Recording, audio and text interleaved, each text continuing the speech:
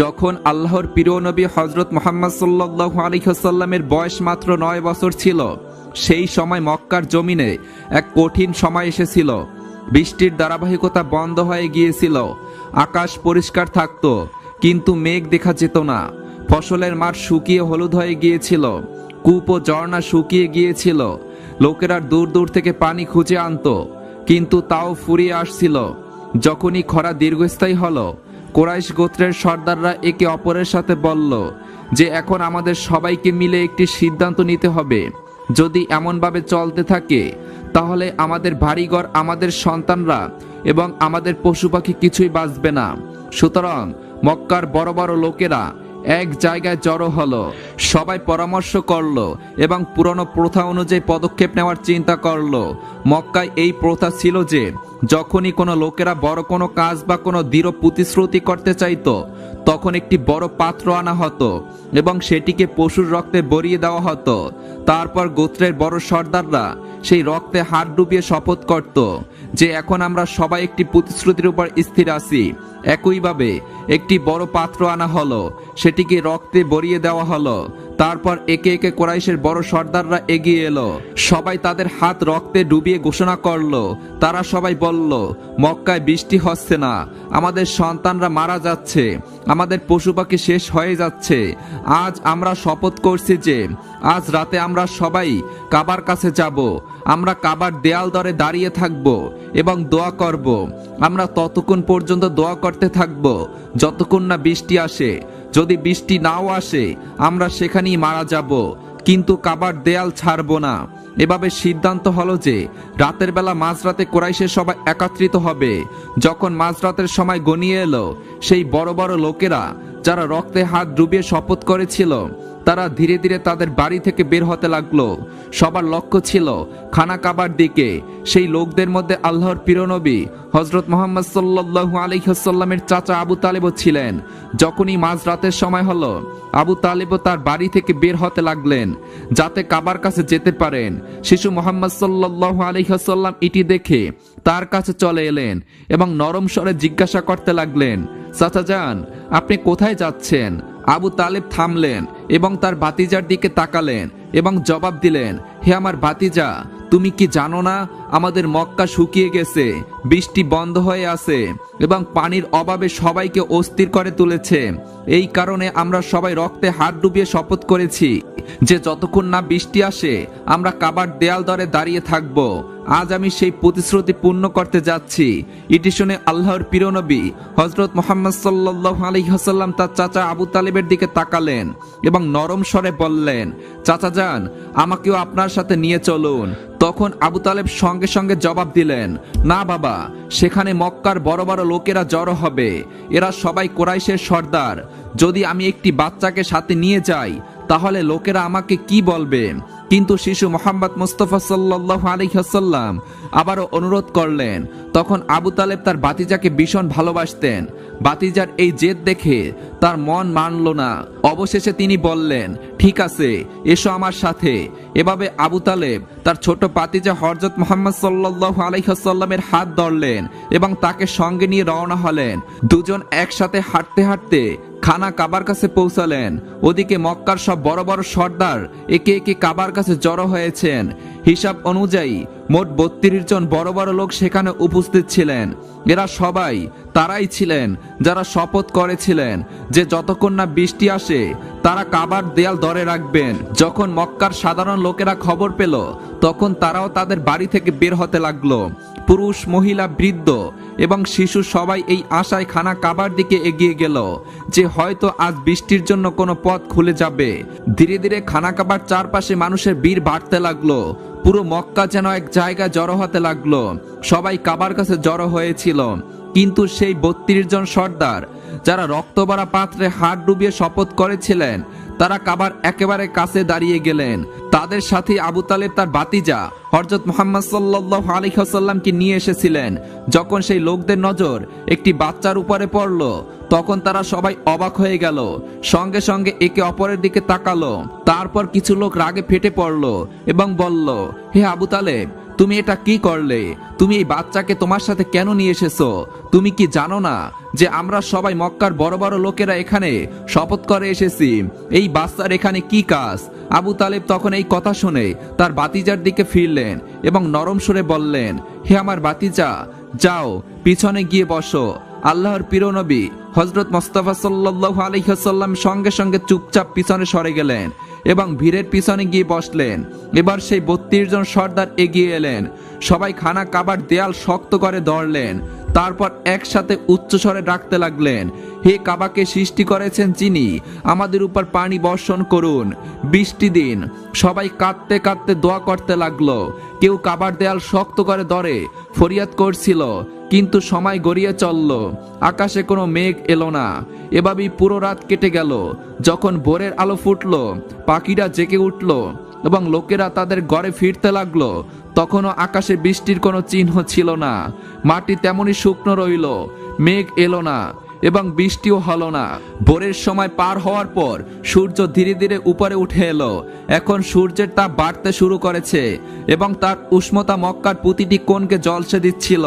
সেই লোকেরা যারা সারা রাত বৃষ্টির জন্য ফরিয়াদ করছিল, দিনের বেলাতেও কাবার দেয়াল ধরে দাঁড়িয়ে রইল এবং বারবার একই কথা বলতে লাগলো। কিন্তু আকাশ একেবারে পরিষ্কার রইল, মেঘের একটি টুকরাও দেখা গেল না।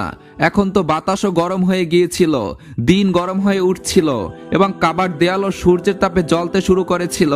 সেই কড়া রোদে সেই 32 জন লোক ঘামে ভিজে গেল। তাদের অনেকের শরীর অসুস্থ হতে লাগলো, কেউ কেউ মাথা ঘুরে মাটিতে পড়ে যেতে লাগলো, কিন্তু তবু তারা তাদের জেদে অটল রইল এবং বৃষ্টি চাইতে লাগলো। এমন সময় হঠাৎ আবু তালেব অনুভব করলেন যে কেউ তার কাপড় পিছন থেকে টানছে। তিনি ঘুরে তাকালেন তো দেখলেন সামনে তার ভাতিজা 9 বছরের হযরত মুহাম্মদ সাল্লাল্লাহু আলাইহি ওয়াসাল্লাম দাঁড়িয়ে আছেন। এই দৃশ্য দেখে আবু তালেবের মুখ কঠিন হয়ে গেল। তিনি রাগের সাথে বললেন, হে মুহাম্মদ, তুমি এখানে কেন এসেছো? শিশু মোহাম্মদ মুস্তাফা সাল্লাল্লাহু আলাইহি ওয়াসাল্লাম অত্যন্ত আদবের সাথে বললেন, চাচা যান, আমাকেও আসতে দিন, আমি দোয়া করব, উপরওয়ালা পানি বর্ষণ করবেন। আবু তালেব এই কথা শুনে আরো অবাক হলেন এবং কঠোর সুরে বললেন, আমরা 32 জন মক্কার বড় সর্দার সারা রাত ধরে এখানে দাঁড়িয়ে আছি। আমরা সবাই বৃষ্টির জন্য ফরিয়াদ করছি, কিন্তু উপরওয়ালা পানি বর্ষণ করেননি। আর তুমি মাত্র 9 বছরের শিশু, তুমি দোয়া করবে আর বৃষ্টি হবে? যাও গিয়ে তোমার জায়গায় বসে পড়ো। ইতি শুনে আল্লাহর প্রিয় নবী হযরত মুহাম্মদ সাল্লাল্লাহু আলাইহি ওয়াসাল্লাম আস্তে করে পিছনে সরে গেলেন এবং তার জায়গায় গিয়ে বসলেন। তারপর সেই 32 জন লোক আবার বৃষ্টির জন্য ফরিয়াদ করতে লাগলেন। সবাই একসাথে উচ্চস্বরে পুনরাবৃত্তি করছিল, হে কাবাকে সৃষ্টিকারী, আপনি পানির ব্যবস্থা করুন, আপনি পানি বর্ষণ করুন। আরো 2 থেকে 3 ঘন্টা পার হয়ে গেল, কিন্তু আকাশ তেমনি পরিষ্কার রইল, মেঘ এলো না, বৃষ্টির কোনো চিহ্ন দেখা গেল না। মাটির উপর গরম আরো বেড়ে গিয়েছিল, সূর্যের তাপে লোকেরা দুর্বল হয়ে পড়েছিল। এমন সময় হঠাৎ আবু তালেব আবার অনুভব করলেন যে কেউ তার কাপড় পিছন থেকে টানছে। তিনি ঘুরে তাকালেন তো আবারও সেই শিশু মুহাম্মদ সাল্লাল্লাহু আলাইহি ওয়াসাল্লাম দাঁড়িয়েছিলেন। আবু তালেবের মুখে রাগের চিহ্ন ফুটে উঠল। তিনি কঠোর স্বরে বললেন, হে আমার ভাতিজা মুহাম্মদ, তুমি আবার এখানে কেন এসেছো? এর উত্তরে প্রিয় নবী সাল্লাল্লাহু আলাইহি ওয়াসাল্লাম অত্যন্ত নরম সুরে বললেন, চাচা যান, আমি এবার পানি চাইতে আসিনি, আমি তো আপনার ঘাম মুছতে এসেছি। নবী করিম সাল্লাল্লাহু আলাইহি ওয়াসাল্লাম তার চাদর সামলালেন এবং ভালোবাসা দিয়ে তার চাচা আবু তালেবের মুখ থেকে ঘাম মুছলেন। এটি দেখে আবু তালেব গলে গেলেন এবং তার ছোট ভাতিজাকে বুকে জড়িয়ে ধরলেন। এই সময় নবী করিম সাল্লাল্লাহু আলাইহি ওয়াসাল্লাম আস্তে করে বললেন, চাচা যান, আমাকে আসতে দিন, আমি একটি কাজ করব এবং উপরওয়ালা পানি বর্ষণ করবেন। এই কথা শুনে কাছে দাঁড়ানো একজন ব্যক্তি চিৎকার করে উঠল, হে মক্কার লোকেরা, সুসংবাদ, পানি এসে গেছে। লোকেরা অবাক হয়ে গেল এবং মুহাম্মদ সাল্লাল্লাহু আলাইহি ওয়াসাল্লামের দিকে মনোযোগ দিল। সবাই ডেকে বলল, হে মুহাম্মদ সাল্লাল্লাহু আলাইহি ওয়াসাল্লাম, চলে আসুন, তাড়াতাড়ি চলে আসুন। তখন শিশু নবী মুহাম্মদ সাল্লাল্লাহু আলাইহি ওয়াসাল্লাম এগিয়ে গেলেন এবং কাবার কাছে দাঁড়িয়ে জিজ্ঞাসা করলেন, তোমরা কি করছিলে? লোকেরা বলল, আমরা বৃষ্টির জন্য দোয়া করছিলাম। তিনি সাল্লাল্লাহু আলাইহি ওয়াসাল্লাম বললেন, যখন তোমরা দোয়া করছিলে আমি পিছনে ছিলাম, এখন যখন আমি দোয়া করব, তোমরা সবাই আমার পিছনে থাকবে। ইটি শুনে অনেক লোক আদবের সাথে পিছনে সরে গেল, কিন্তু 12 জন সর্দার অহংকারের সাথে বলল, এই 9 বছরের বাচ্চা সামনে আর আমরা পিছনে, আমাদের সম্মান কমে যাবে। শিশু নবী সাল্লাল্লাহু আলাইহি ওয়াসাল্লাম শান্তভাবে তার চাদর নামিয়ে রাখলেন এবং বললেন, হে মক্কার লোকেরা, পিছনে সরে যাও। যদি একবার মুহাম্মদ সাল্লাল্লাহু আলাইহি ওয়াসাল্লাম পিছনে সরে যায়, তাহলে বৃষ্টি আর কখনো আসবে না। এই কথা বলে নবী করিম সাল্লাল্লাহু আলাইহি ওয়াসাল্লাম পিছনে যেতে লাগলেন। তখন ওই 20 জন লোক ঘাবড়ে গেলেন। তারা ওই 12 জন সর্দারকে বললেন, সাবধান, যদি মুহাম্মদ সাল্লাল্লাহু আলাইহি ওয়াসাল্লাম পিছনে সরে যান, আমরা সবাই ধ্বংস হয়ে যাব। ইতি শুনে সেই 12 জন নরম হয়ে গেলেন এবং সবাই পিছনে সরে গেলেন। এভাবে মক্কার বড় বড় সর্দাররা শিশু মুহাম্মদ সাল্লাল্লাহু আলাইহি ওয়াসাল্লামের পিছনে দাঁড়িয়ে গেলেন। সর্দাররা বললেন, হে মুহাম্মদ সাল্লাল্লাহু আলাইহি ওয়াসাল্লাম, এখন তো আমরা পিছনে চলে এসেছি, এখন দোয়া করুন। তখন শিশু নবী সাল্লাল্লাহু আলাইহি ওয়াসাল্লাম বললেন, আমিও যদি তোমাদের মতো চাই, তাহলে পার্থক্য কি থাকবে? লোকেরা অবাক হয়ে বলল, তাহলে আপনি কিভাবে চাইবেন? তিনি সাল্লাল্লাহু আলাইহি ওয়াসাল্লাম রহস্যময় ভঙ্গিতে বললেন, এটাই এখন তোমরা দেখবে। তারপর শিশু নবী মুহাম্মদ সাল্লাল্লাহু আলাইহি ওয়াসাল্লাম আকাশের দিকে তাকালেন। প্রথমে হালকা মেঘ দেখা গেল, তারপর আবার যখন নজর উঠালেন, বৃষ্টি পড়তে লাগলো। তৃতীয়বার যখন নবী করিম সাল্লাল্লাহু আলাইহি ওয়াসাল্লাম পুরো মুখ আকাশের দিকে উঠালেন, তখন গরম মেঘে ছেয়ে গেল এবং প্রচন্ড বৃষ্টি হতে লাগলো। শুকনো ক্ষেত সতেজ হয়ে গেল এবং লোকেরা আনন্দে বৃষ্টিতে ভিজতে ভিজতে ডাকতে লাগলো, ইয়া মুহাম্মদ, ইয়া মুহাম্মদ সাল্লাল্লাহু আলাইহি ওয়াসাল্লাম। এই সময় আকাশ থেকে একটি আওয়াজ আসলো, হে প্রিয় মুহাম্মদ সাল্লাল্লাহু আলাইহি ওয়াসাল্লাম, আপনি চাইলে এক ইশারায় বৃষ্টি বর্ষণ করে দিতাম, তাহলে কেন বারবার মাথা উঠালেন? এটি আল্লাহর কুদরতের নিদর্শন ছিল যে মুহাম্মদ সাল্লাল্লাহু আলাইহি ওয়াসাল্লামের প্রতিটি মুহূর্ত রবের সুরক্ষায় আছে। তারপর যখন মুহাম্মদ সাল্লাল্লাহু আলাইহি ওয়াসাল্লাম হযরত হালিমাতুস সাদিয়া রাদিয়াল্লাহু তাআলা আনহুর বাড়িতে লালিত পালিত হচ্ছিলেন, তখন তার বয়স ছিল 3 বছর। তখন শিশু নবী মুহাম্মদ সাল্লাল্লাহু আলাইহি ওয়াসাল্লাম তার দুধ মা হালিমাতুস সাদিয়াকে আদবের সাথে জিজ্ঞাসা করলেন, আম্মা, আমার ভাইয়েরা কোথায় যায়? তখন হালিমাতুস সাদিয়া বললেন, তারা ছাগল চড়ায়।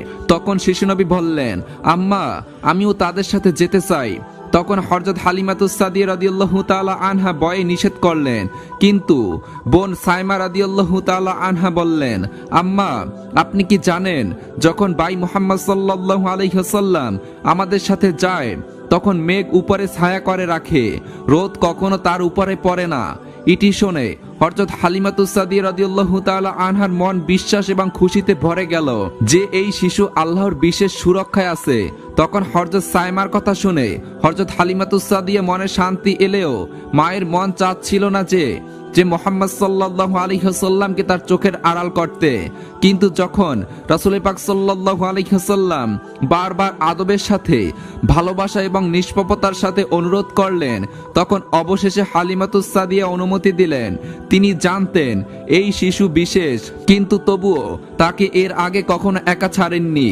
এভাবে একদিন আল্লাহর প্রিয় রাসূল সাল্লাল্লাহু আলাইহি ওয়াসাল্লাম তার দুধ ভাইদের সাথে ছাগল চড়াতে জঙ্গলের দিকে গেলেন। ছোট নবীজি সাল্লাল্লাহু আলাইহি ওয়াসাল্লামের ভঙ্গি ছিল খুবই ব্যতিক্রমী।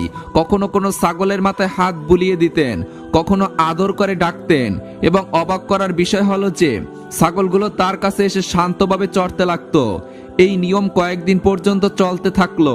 এভাবে 4-5 দিন ধরে নবী করিম সাল্লাল্লাহু আলাইহি ওয়াসাল্লাম তার ভাইদের সাথে ছাগল চড়াতে যেতেন এবং সবাই দেখতো যে যেখানে নবীজি সাল্লাল্লাহু আলাইহি ওয়াসাল্লাম তার পা রাখতেন, সেখানে কাটা ফুটতো না বা ছাগলগুলো পথ হারাতো না, বরং সব দিকে শান্তি ও সুরক্ষায় ছায়া থাকতো। কিন্তু একদিন হযরত হালিমাতুস সাদিয়া রাদিয়াল্লাহু তাআলা আনহু তার মনকে নিয়ন্ত্রণ করতে পারলেন না।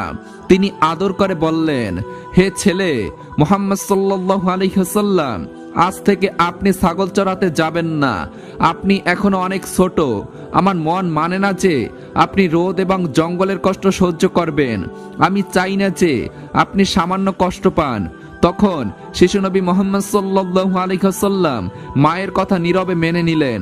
একদিন গেল, দ্বিতীয় দিনও গেল, কিন্তু তৃতীয় দিন হঠাৎ বাড়িতে একটি গোলমাল শুরু হলো। হযরত হালিমাতুস সাদিয়া রাদিয়াল্লাহু তাআলা আনহার ছেলে কাঁদতে কাঁদতে ভিতরে এলো। তার মুখে ভয় এবং চোখে জল ছিল। হালিমাতুস সাদিয়া ঘাবড়ে গিয়ে বললেন, হে ছেলে, কি হয়েছে, কাঁদছো কেন? তখন বাচ্চাটি বলতে লাগলো, আম্মা, আমাদের একটি ছাগলকে জঙ্গলের সিংহ নিয়ে গেছে। এটি শুনে হালিমাতুস সাদিয়া হৃদয় আঘাত লাগলো। স্নেহপূর্ণ মনে একটি চিন্তা এলো যে যদি মুহাম্মদ সাল্লাল্লাহু আলাইহি ওয়াসাল্লাম তার সাথে থাকতেন তাহলে না জানি কি হতো। তার চোখ থেকে জল গড়িয়ে পড়ল এবং তিনি মনে মনে আল্লাহর শুকরিয়া আদায় করতে লাগলেন যে তিনি মুহাম্মদ সাল্লাল্লাহু আলাইহি ওয়াসাল্লামকে জঙ্গলে যেতে নিষেধ করেছিলেন। কিন্তু একই সাথে এই দুঃখ ছিল যে বাড়ির ছাগল কমে গেছে। হযরত হালিমাতুস সাদিয়া রাদিয়াল্লাহু তাআলা আনহা চোখে তখনও জল বইছিল। এমন সময় শিশুনবী মুহাম্মদ সাল্লাল্লাহু আলাইহি ওয়াসাল্লাম তার দৃষ্টি তার প্রিয় আম্মার মুখের উপরে পড়ল। তখন আল্লাহর প্রিয় মুহাম্মদ সাল্লাল্লাহু আলাইহি ওয়াসাল্লাম এগিয়ে এলেন, ছোট হাতে হালিমার চোখের জল মুছলেন এবং বড় আদর করে জিজ্ঞাসা করলেন, আম্মা, আপনি কেন কাঁদছেন, কি হয়েছে? তখন হযরত হালিমাতুস সাদিয়া বললেন, বৎস, মুহাম্মদ মুস্তাফা সাল্লাল্লাহু আলাইহি ওয়াসাল্লাম আমাদের একটি ছাগলকে জঙ্গলের সিংহ নিয়ে গেছে, তাই আমার মন খারাপ। ইটি শুনে শিশু মুহাম্মদ সাল্লাল্লাহু আলাইহি ওয়াসাল্লাম হাসতে হাসতে বলতে লাগলেন, আম্মা, আপনি দুঃখ করবেন না, আমরা এখনই আমাদের ছাগলটি সিংহের কাছ থেকে ফিরিয়ে আনবো। ইটি শুনে হালিমাতুস সাদিয়ার মন আরো ঘাবড়ে গেল এবং তিনি বললেন, হে ছেলে মুহাম্মদ সাল্লাল্লাহু আলাইহি ওয়াসাল্লাম, এমন হয় না। সিংহ খুব ভয়ঙ্কর প্রাণী, সে যে কাউকে কিছু ফিরিয়ে দেয় না এবং আপনি তো এখনো ছোট, যদি আপনি তার কাছে যদি যান সে আপনাকে ক্ষতি করতে পারে। তখন নবী করিম সাল্লাল্লাহু আলাইহি ওয়াসাল্লাম বললেন, আম্মা, সেই সবকিছু অন্যের সাথে হয়। যখন মুহাম্মদ সাল্লাল্লাহু আলাইহি ওয়াসাল্লাম বলবেন তখন জঙ্গলের সিংহ ছাগল নিয়ে নিজে হেঁটে চলে আসবেন। এই কথা শুনে হযরত হালিমাতুস সাদিয়ার চোখ বিস্ময় এবং ভক্তি নিয়ে খুলে গেল। অতএব হযরত মুহাম্মদ সাল্লাল্লাহু আলাইহি ওয়াসাল্লাম তার প্রিয় আম্মাজান হালিমাতুস সাদিয়ার হাত ধরে গ্রাম থেকে জঙ্গলের দিকে রওনা হলেন। যখন জঙ্গলের কিনারে পৌঁছালেন তখন শিশু নবী সাল্লাল্লাহু আলাইহি ওয়াসাল্লাম অত্যন্ত তেজস্বী এবং করুণার সাথে ডাক দিলেন, হে জঙ্গলের সিংহ, শোনো, আমার মা হালিমার ছাগল ফিরিয়ে দাও। তখন হযরত মুহাম্মদ সাল্লাল্লাহু আলাইহি ওয়াসাল্লামের এই কথাগুলো যেন আল্লাহর নির্দেশের মতো জঙ্গলের প্রতিধ্বনি হলো। এইটুকু বলাই ছিল, হঠাৎ করে জঙ্গলের ভিতর থেকে গর্জন উঠল এবং কিছুক্ষণের মধ্যেই অনেকগুলো সিংহ দৌড়াতে দেখা গেল। সেই সিংহগুলো হযরত হালিমাতুস সাদিয়ার ছাগলকে খুব সাবধানে নিয়ে এলো এবং এসে মুহাম্মদ সাল্লাল্লাহু আলাইহি ওয়াসাল্লামের পায়ের কাছে মাথা নত করলো। তখন সেই সিংহরা ছাগল ফিরিয়ে দিল এবং ভালোবাসা ভরা দৃষ্টিতে নবী করিম সাল্লাল্লাহু আলাইহি ওয়াসাল্লামকে দেখতে লাগলো। তখন শিশু নবী বললেন, তোমরা কি জানো না এটা আমার মায়ের ছাগল? তখন সেই পশুগুলো, সেই সিংহগুলো উত্তর দিল, নবী গো, আপনি আমাদের ক্ষমা করবেন, আপনার দিদার পেতে আমরা এটা করেছি। বিগত 3 দিনে আমরা আপনাকে দেখতে পাইনি, তাই আমরা মনে করেছি যদি আমরা ছাগলগুলো আটকে রাখি তাহলে এর খোঁজে আপনি নিশ্চয়ই আসবেন, তাই আমরা এই কাজটি করেছি। আপনাকে দেখাই ছিল আমাদের মূল উদ্দেশ্য। প্রিয় বন্ধুরা, এই ছিল আজকের ভিডিও। আমাদের ভিডিওগুলো ভালো লাগলে আমাদের চ্যানেলটি সাবস্ক্রাইব করে পাশে থাকা বেল আইকনটি বাজিয়ে রাখুন এবং আপনি কোন ধরনের ভিডিও পেতে পছন্দ করেন আমাদের কমেন্ট বক্সে জানিয়ে যাবেন। ধন্যবাদ।